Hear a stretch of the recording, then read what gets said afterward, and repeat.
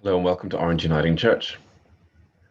Have you ever shared something you felt to be small, but it made a big difference to someone? Now, this is a small biscuit, but maybe somebody who just wanted a treat.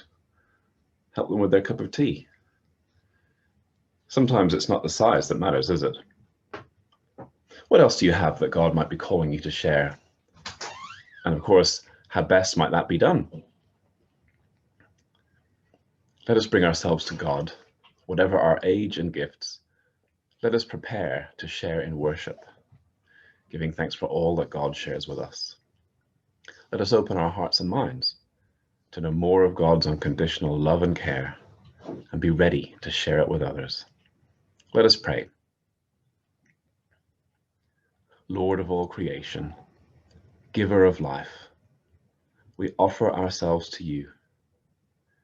Teach us how to give ourselves to others, generously and wholeheartedly, sharing who we are and what we have.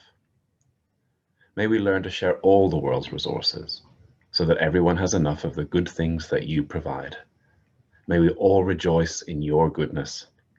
Amen. And as we gather in this place, we give thanks for the Wiradjuri people. We acknowledge the commitment their ancestors made across the generations to nurturing this land. Together, may we walk into the future, recognizing the sacred footsteps that continue to lead us to the promise of heaven. We also remind ourselves that Orange Uniting Church is a safe place for all people to worship, regardless of race, creed, age, gender, or cultural background. Let us pray.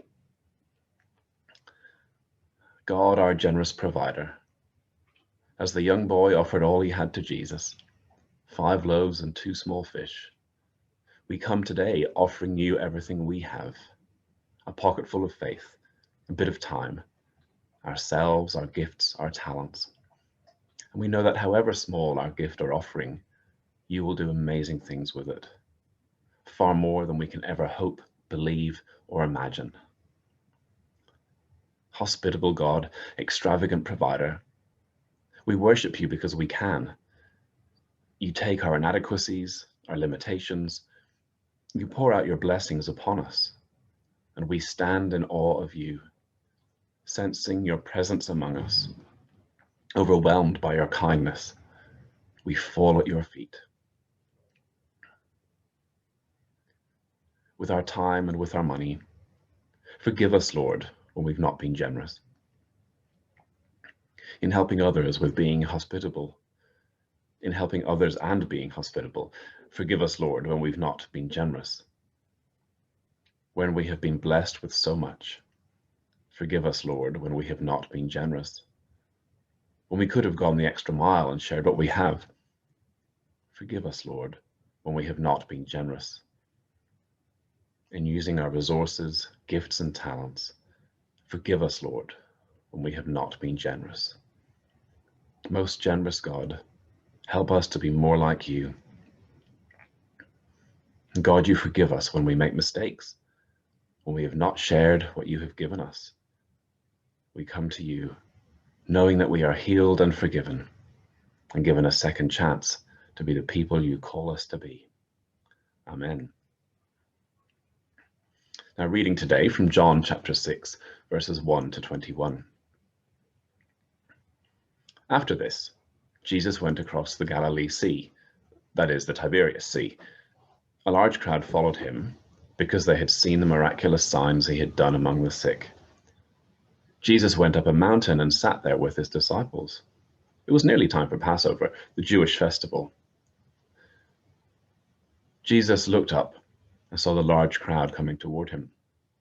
He asked Philip, "Where shall we buy food to feed these people?"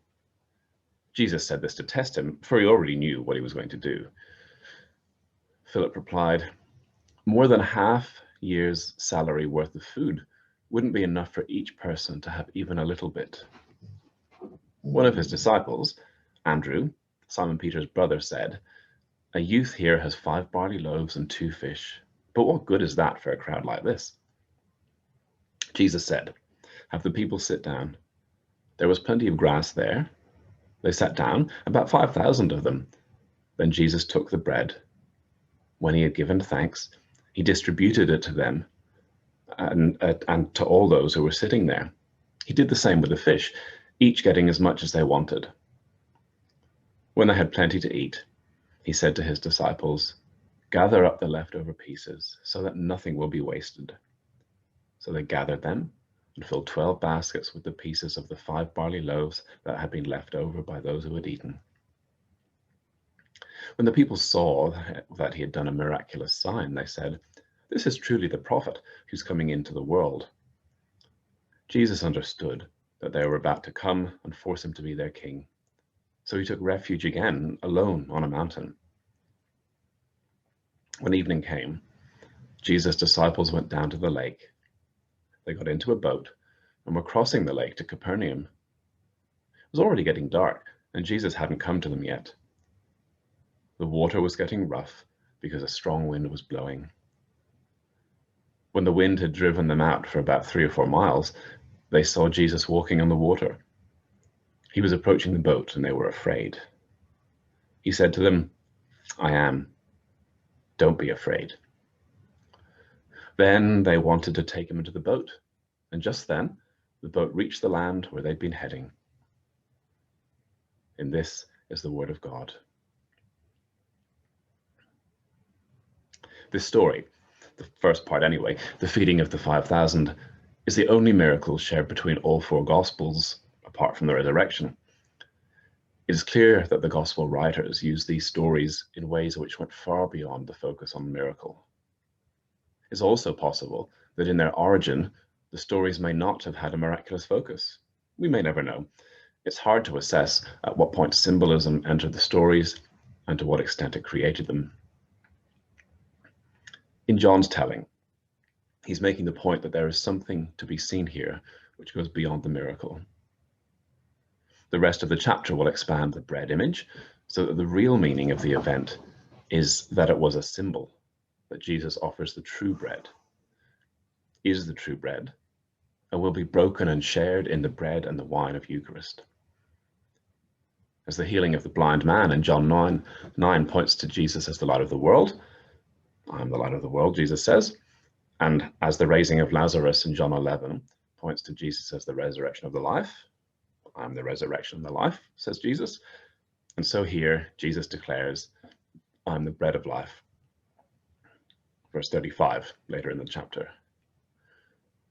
John consistently takes stories from the tradition about Jesus and molds them so that they now make statements about who Jesus is for us. Using images of things that we need all the time, bread, water, light, life, which were earlier used to talk about God's law, John is declaring that our deepest needs are to be found in him. They are found in him because for John, he is intimately linked to God as God's unique son. In effect, to relate to Jesus is to relate to God.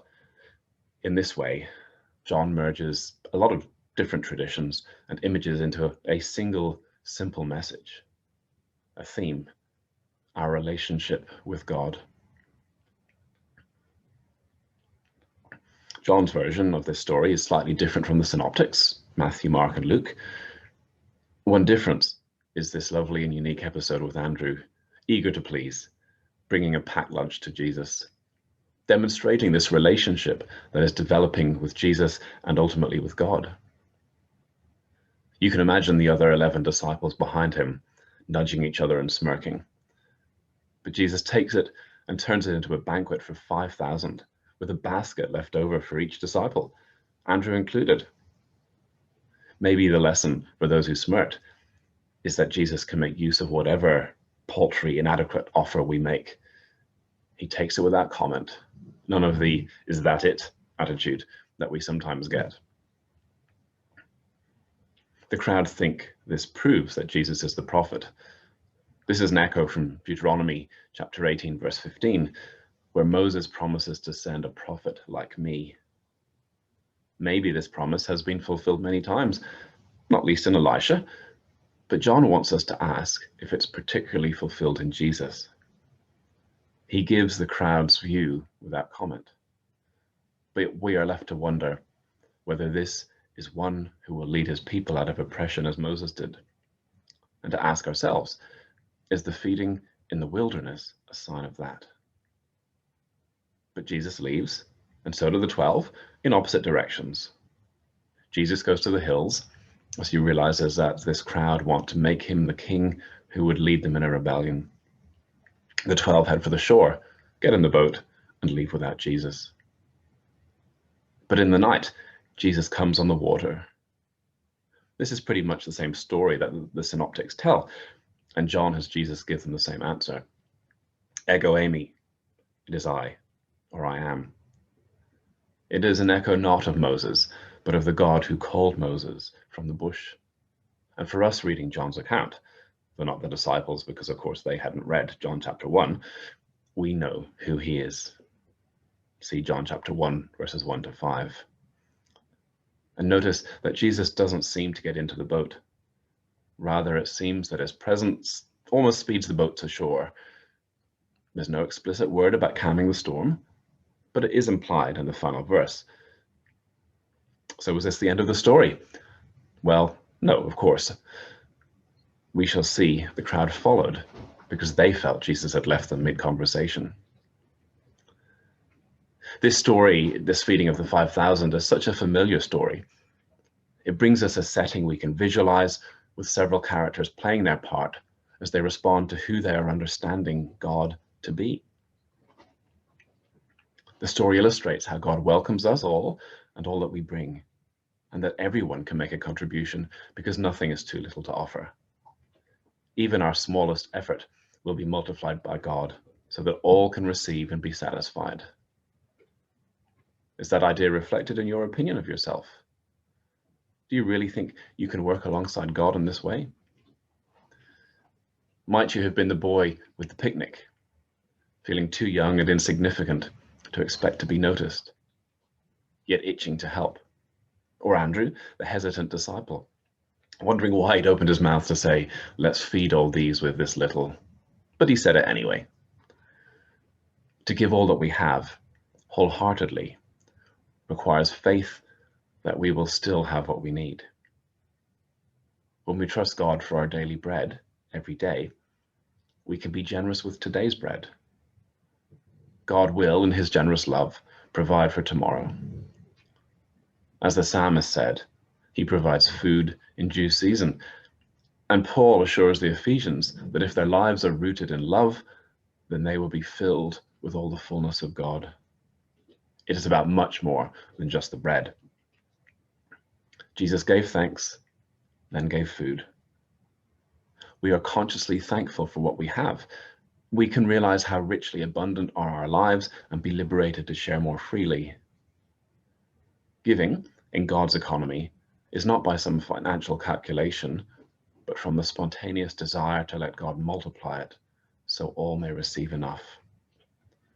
On those occasions, when we are on the receiving end of another's giving, can we acknowledge God's blessing with gratitude? The hope is that those who receive blessings will share them with others. What has God given you that will be multiplied if you share it? Let's pray. Firstly for our offering, and then a prayer as we consider the world around us. Thank you, Lord, that you go ahead of us into our communities. You are there pouring out your generosity and your hospitality in our neighborhood. Thank you that you are transforming our homes, our streets, our schools, our places of work. You are transforming us so we can play a part. And thank you that we can come together as one, sharing all that you have given us. In response, we make our offering to you. Take all that we bring in Jesus' name. And Lord, sometimes we ask the question, what can be done with so little? Yet many of us feel our contributions to be so meager. We lift up, Lord, all who feel they have nothing worth bringing to your table. We think of the broken in mind, body, and spirit, broken by ill health, broken by bereavement, divorce, or separation, those broken by poverty, redundancy, or bankruptcy. Lord, we offer you our prayers for the broken. Lord, you multiplied the loaves and fishes, producing a big lunch for thousands. We bring before you those supplying our loaves and fishes today. We lift up all fishermen, farmers, and the harvest of crops. We think of the effect of climate change, which, if nothing alters, will mean major adaptations for farmers in how and what they can farm. And many places are experiencing the effects of climate change now. We think of the high temperatures and unprecedented high temperatures in Canada at the moment, the wildfires in America, the floods in Western Europe, China, and India. All these destroy lives and livelihoods. We lift before you all those affected. Lord, we offer you our prayers for fishermen and farmers, all those involved in the food chain, and the effect of climate change on the world. Lord, you feed the hungry people in more ways than one. During these past months and in this current lockdown, many ordinary businesses and charities have struggled to have what they need, struggled to provide what they need. Lord, we offer you our prayers for all people, businesses and charities in need of your blessing. Lord, we pray for your church. Pray that all in leadership will be guided by godly wisdom at all times. We pray for all connected to church in any way, however they attend church, whether it be walking through the door or via social media, those who connect through our community services. We pray your church will always be welcoming, offering warm hospitality to those who are seeking. Lord, we offer you our prayers for the church, for your people of all ages. Amen. Well, time to finish. And just as we finish, here is a prayer to send us out. Lord, help us to remain thankful for even the simple things. Keep us focused on your loving, generous nature, so that we can freely share what we have and who we are. Let us be cheerful givers and humble receivers, that all may have enough and be satisfied. Go in God's name. Grace, peace, and health to you. Amen.